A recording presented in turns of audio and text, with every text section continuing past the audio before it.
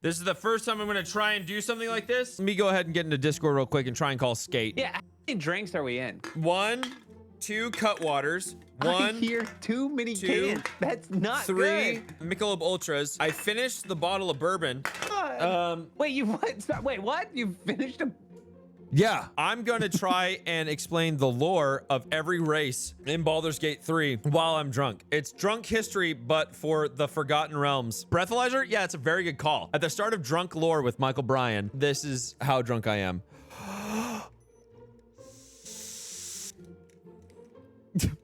We're at 0.17. Get this guy on a forklift. Okay. Joined at the hip with me today is Skatebeard. He's a beauty and a wonder. Like illegally sober. I'm like way too sober for this. I have a checklist in front of me that I'm supposed to ask questions about. I gave Skate a checklist of things to be like, hey, make sure you hit these topics at least, bare min. Elves. Yeah. Set the stage. Let's maybe start with who Baldur is and what gate are we talking about? I mean, like, was it like a fence? Baldur's Gate is a city. The continent is Faerun. The planet is Toril, and before Toril was its own planet, it was a beer Toril. It was 2 planets mashed into one before they split apart. Who did that? That's a good question. We might have an answer, but I'm too drunk to remember. Sure.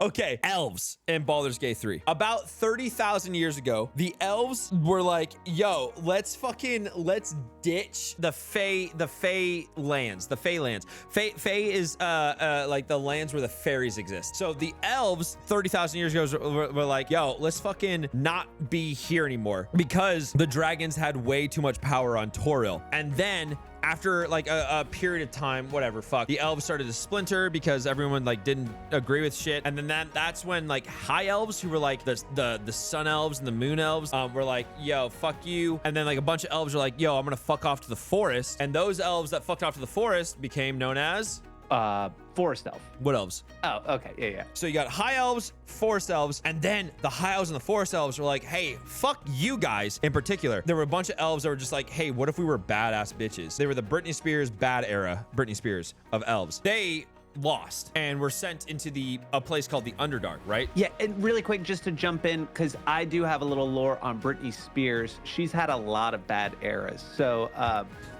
can we get a little clarity on that one? Shaved head era. Oh no. The shaved head era elves got destroyed. So the elves that were evil by default were sent into the Underdark, and they became known as drow elves. So the drow elves, when they were sent into the Underdark, they're like, hey, yo, fuck you, topside elves, fuck off. And then a god, dude, a fucking straight up god showed up and was like, yo, you guys are the best. That god was Lolth. You named him Lolth? Her Lolth. A smash and a pass in the same being. Which half? Oh yeah, I see the half. Yep. Okay. The drow, the drow said, hit me with it, and they were like, Lolth is mommy. Lolth is fucking bae. Lolth tells all the drow that they are the superior race. To the point, dude. Oh fuck, dude. To the point that the drow believe other drow are less than them. They believe that they're better than the person next to them. It's wild. So the drow have such low self-esteem that they actually have high self-esteem. Yes, you're catching up. But there are some drow that will fuck off up into like the top area. The surface is the word I was looking for. top area, the surface. Okay. They'll fuck off to the surface and try and lead good lives and be like normal people, but they're tainted with the whole like drow bullshit. But yeah, so like that's the main difference in elves. Like you got high elves who are just like, oh, I'm the golden god of this whole situation. Wood elves who are like just like, oh, we're chilling, we're like druids, we're just gonna fucking go around and shit. You got drow, they're just like fucking bent out of shape because they lost a war a few thousand years ago and they worship a fucking spider queen now, you know? And then there's also half elves. It's hard because like I want to talk about like the lore of half elves, but really the lore of half elves is, imagine Aragorn and fucking Aragorn's wife, whose name I can't remember, Liv Tyler. I do imagine that a lot. Yeah, keep going. Oh, but what are you, an elf or a human? You don't really belong here. That's what half elves deal with. Like they're still welcomed, but at the same time, it's just like, oof, but what are you though? You know, there's a lot of prejudice in the D&D realm apparently because it was created in 1985. This is Dungeons and Dragons. Hold on, wait, wait. I feel like I should have known that. Okay, all right. I got a better sense of scale now. I got a lot of people asking me about tieflings these days. You have a lot of people asking you about tieflings. The forums are just blowing up today. Tieflings. Okay, so you know how the Greek pantheon worked? Can't say that I do. I'm from South Carolina, so no. You know how like Zeus just kind of went around just fucking? So Zeus made Hercules and fucking all the other heroes, whatever. Now that's Disney. No. Okay, so Zeus went around just fucking. Just like, boop, demigod, demigod, demigod, demigod, demigod. Imagine that, but instead it's like lords of hell. That's what a tiefling is. And also, it couldn't be the tiefling themselves, right? It couldn't be the tieflings themselves? Dude, what? It couldn't be the tieflings' direct parents. It could be like their great-great-great-great-great-great-great-great-great-great-great-grandparents or whatever. Way down the line. All it takes is one person in your family tree to fuck a demon lord, and then suddenly, boom, tieflings all the way down. It's super fucked up because so great grandpappy all the way back can mess it up for us. Come on. Exactly, dude. Like you see a succubus just roll up in your fucking room. You smash succubus, suddenly boom, gone tiefling. Maybe not a succubus, but you know what I mean, like a demon lord. Oh wait. Oh, something's coming to me right now. Sorry, I'm burping, but also remembering something at the same time. Okay, a bunch of priests got together and were like, yo, all tieflings are now Asmodeus tieflings. So even if they were spawned of like different demon lords, all of the tieflings became descendants of Asmodeus. And so like, that's why so many tieflings look like the red with horns. In Baldur's Gate, there's like 2 other gods you can look like, but the majority of tieflings look like Asmodeus tieflings. If you're a tiefling, you're probably not really welcomed in just like, you know, the world. So it sounds like it's if you're like mixed with anything, these guys don't like you. Honestly, yo, you're actually bringing up a very good point. Like everything that I've learned about like the D&D universe is if you're a half something, the universe hates you. Oh, just like real life. Oh my God. Sorry guys, is that too deep? Hey, can I roll a 20 for prejudice? Although I do understand the whole, like, if a demon walked into my fucking bar, I'd be a little bit like, whoa, what the fuck's going on? Even though it's been proven throughout generations that they lean more good than they lean bad. Oh, that's interesting. Isn't that crazy? You learn something new about tieflings every day. Yeah, you really do, especially you, because you've not heard the name I've tiefling never until heard today. That word before today. So okay, which one is this the dungeons or the dragons that we're on? We're firmly inside the both. MINSC and Boo. MINSC and Boo are a specific person inside the human race. Okay, so got humans suck. Humans are boring as fuck in D&D, but also at the same time have created everything. It seems like 0 in the timeline are when humans are allowed to leave the forests and really expand and become like humans that you expect in like fantasy, like make kingdoms and everything, right? Mm-hmm. 0 is when like it's called Dale's Reckoning, I believe, and it's when an elf council told a bunch of humans were like, yeah, bet you can go ahead and just like fucking live your life. You can go out and do that shit. So the humans did that. Dale that made that call? Apparently, yeah. Fucking some dude named Dale. Dale Earnhardt?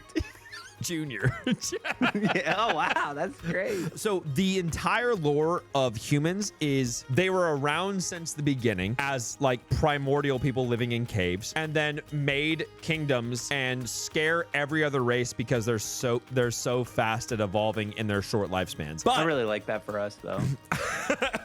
We're doing really well. Oh, okay. So MINSC is the person. Boo is his little hamster that he has, right? MINSC. Okay. Boo. MINSC is like, Boo is a miniature giant space hamster. I've still not come to grips with the giant space hamster bit. I really want to I want to vibe with it. So there's MINSC and Boo. Hashtag bald representation. Thank you so much. Did you just say miniature giant? That's what he calls it. I promise you that's what it's called. To us, a regular hamster, but to MINSC, space hamster. I'm the shortest tall person I know. Well, what are they known for? So MINSC was in a one of the most famous adventuring parties in D&D, known as the Heroes of Baldur's Gate. After that, no one saw from him in a very long time. They're like, whoa, yo, what the fuck happened to MINSC? And then someone erected a statue of MINSC in the middle of the commercial district in Baldur's Gate. It was a petrified version of him and MINSC and Boo. This was, I think, like 20 years before the start of Baldur's Gate 3, if I'm remembering the timeline correctly. Someone cast a spell and unpetrified them. If they were alive and they aged naturally for Baldur's Gate, they would have been like 130 years old. They would have been fucking old as shit. But they got petrified, and then someone cast a spell, unpetrified them, and they were like, yo, what the fuck? Whoever cast that spell to unpetrify, that was just luck? Accident. They No, just pure accident. They were I think they were in the middle of They like missed? a heist. They cast a wild magic spell and they fucking unpetrified them by accident. Yeah. that must have been a pretty big small statue. Humans are like high-key mad lame unless you play variant humans. But variant humans don't exist in Baldur's Gate. Well, what about Githyanki? Bro, I'm about to go off. Yo, I'm from South Carolina. Did I say it wrong? No, you said it right. No, I'm about to go off because Githyanki are sick. So Githyanki are humans just vibing on a fucking planet. They're just there vibing, and then all of a sudden ELVES, otherwise known as mind flayers, otherwise known as the fucking tadpole people that you see at the start of the game with the fucking not Zoidberg, but you know what I mean. And they're just like, hey, you are no longer people. We're gonna enslave all of you and turn you into Githyanki. So after like a millennia or 2 millennia, the Githyanki are just like, yo, we've been here so long. They break the mind control. They get out. Guess the name of the main fucking dude, the Spartacus of the Githyanki. His name is Gith. So Gith gets out and he leads all of the Githyanki to fucking a solid revolt, right? Gets them all out. They win. They win that initial revolt. And then Gith is like, yo, we need to continue fighting. We need to fucking keep going. Number 2 in command, whose name I can't remember right now, is like, It's Yankee. no. It's not, but that's fire. It's definitely Yankee. No, it really is.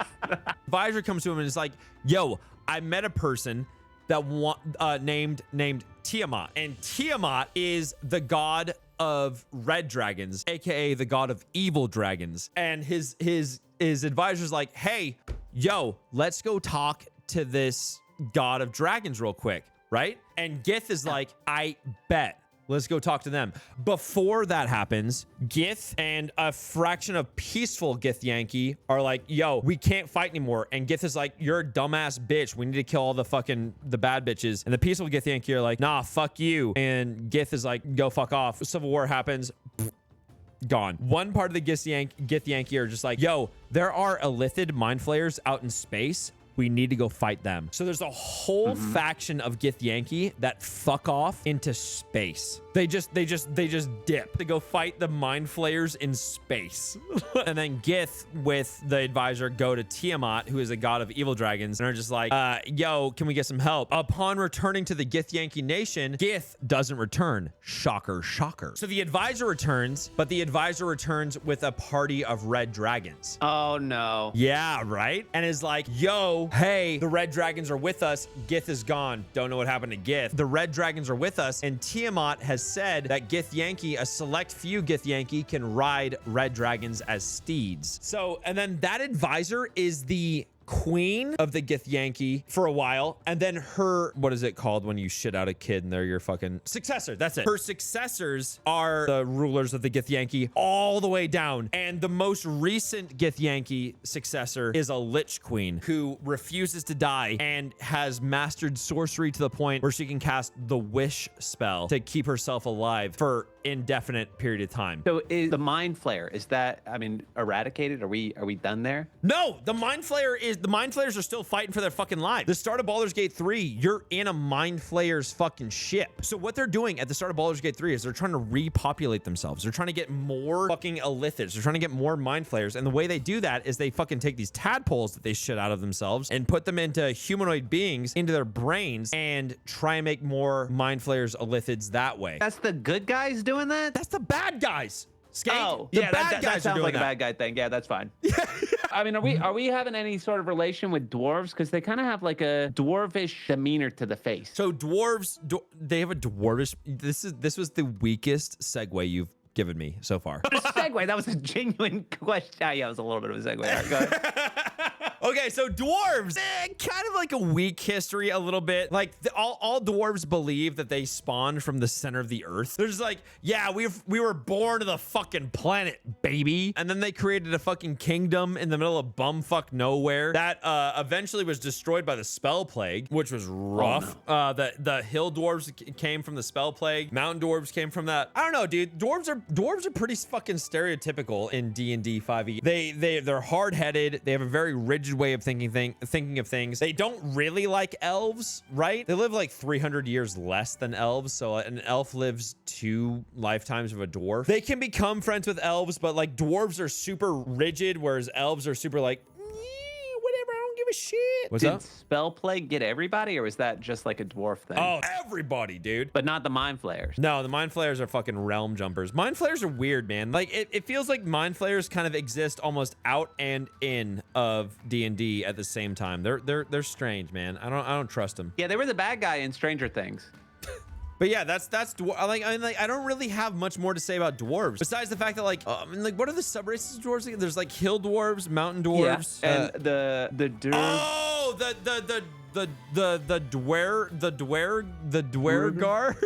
dwergar. So basically, you got hill dwarves that stayed with the continent that ended up dying with the plague, the spell plague, and they became hill dwarves. Mountain dwarves left forever ago, and the dwergar are the dwarves that live in the Underdark. So far down, they're past the dark to the Underdark. Yeah, that's where the drow live. That's like remember? It's like Cincinnati. So it's not like a. It's not okay. So the drow live in the Underdark. The dwergar live in the Underdark as well. They haven't fucking fallen in with the Spider Queen, but they're down there. The dwarves are like, yeah, Lolth isn't our fucking shit. And then the halflings in the Underdark, which are known as the fucking, I can't remember what they're called. The deep gnomes. That's it. Deep gnomes don't believe in Lolth either. It's just the drow that are like, yo, Lolth is our fucking, she's our queen, baby. Let's go. And are these the same halflings we were talking about earlier? The halflings in D&D are super similar to like Tolkien halflings, like Tolkien hobbits. And so there's the Lightfoot and the Strong Heart, right? There's not enough drinking happening. Michael's too coherent. Are you drinking right now, Skate? Yeah. What are you drinking? Gulp, gulp, gulp, gulp, gulp. All right, bet. Yeah, for sure. I just had half a lime margarita. My God. All right. I'm gonna get this guy to do some gymnastics. We talked a little bit about the halflings because they're in the Underdark, right? No, they're not in the Underdark. They're in the Overlight. I'm sorry. Keep going. Overlight. So you got 2 subraces of light of halfling. Sorry, that's the only thing that I prepped for this. I've been sitting on that. I've really been waiting. Lightfoot halflings are super jovial. Did you see the beginning of the new Lord of the Rings series on Amazon? Good. Lightfoot halflings are nomadic. They just they travel from place to place. They're just super happy and they're just like, yo, we're fucking Lightfoot halflings. Let's fucking go. Yeah, we're cheery. To put it in like current terms, they are meth carnival players that you see at your state fair. Okay, wait, what? You got Strongfoot halflings who are the bodyguards of the light. They're not like in the lore. They're not bodyguards of the Lightfoot halflings. To give you some perspective, they're like the older brother. Yeah, they're there and they're ready to throw a fucking hammer. Also, they have a whole kingdom. Like okay, and so we could talk about gnomes. I love gnomes. Okay, gnomes are weird. Fuck. Are these the little front yard guys? Kind of, yes. Little red hat? A little bit. Like that guy? Kinda, yeah. So TLDR, they're really good at crafting things. They're super fucking crafty. They're really good at spells, like making themselves invisible and shit like that. I need to take a piss. I'll be right back.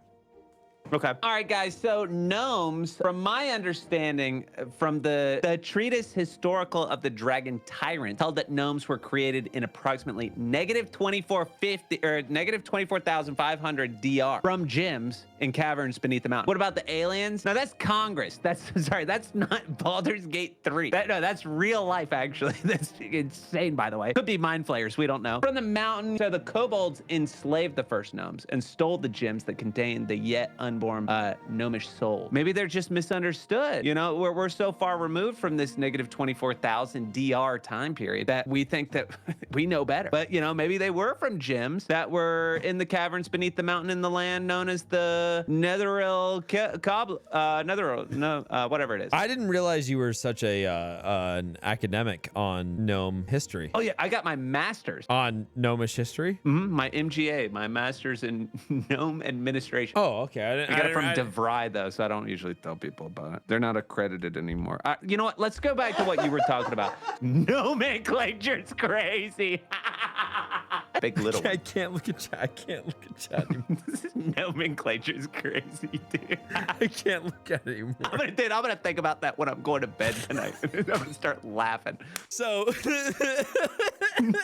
wood gnomes, forest gnomes, forest gnomes are super crafty. Like they're super like sneaky. Yeah, we're gonna bake you some cookies. Deep gnomes live in the Underdark and they don't trust anybody. They're just like, yo, fuck you. Everything's trying to kill me. Do not trust shit. And then what was the other one? Mountain gnomes? Rock gnomes. Rock gnomes are like a little bit more steadfast and they live in higher populations. Like as a group, they create more things. Like gnomes are known for their magic and their inventiveness. That's what makes them different than halflings. But they're not related at all to halflings, right? These are, I mean, no, they're not. I can't get over nomenclature. Can we move on from nomenclature, please? Yeah, can we? I don't want to ever talk about gnomes ever again. So we have half orc on the list, but don't start. We're full orcs. Yeah, no, full orcs are bad. They're just like evil, just like go around murder. Do you hear the term murder hobo? That's a full orc. Wait, sorry, murder hobo? Yeah, you never heard the term murder hobo in D&D? You know what? Okay, can I say something that I should not be saying during this call or this late into this call? I've never played D&D. I've always wanted to. Stop getting mad. I've always wanted to. Can you please call out sick next Thursday, Friday, Saturday, Sunday, Monday? Okay, that's a lot. Sorry, that's a lot. Wait, why do I need that much time though? I guess is what I'm asking. Because we're gonna play Baldur's Gate 3 together. Oh, sorry, I got work those days. Okay, so if orcs are bad, you can imagine how a half orc, as a half orc, humans don't accept them, and orcs are like, go fuck yourself. Even though Skate, a half orc, traditionally in every campaign is incredibly valuable. They're insane. Tell me what their traits are that they're so valuable. They have the strength and the durability of an orc, but they have the dexterity and the intelligence of a human. Like they are just better. So they could like throw a car, but also tie a bow with dental floss, sort of thing. Like yes. Also, did you say dental floss with a bow? I'm like, wait, dexterity thing. Your dexterity check is dental floss into a bow? Just make sure I still got it. Or yeah, tie a cherry stem with their tongue. That actually is a way better example of dexterity. I'm sorry, I'm winging it, okay? I don't know anything about this world. I don't even know if I'm in the darkest dungeon or if I'm in the Forgotten Realm. I'm learning.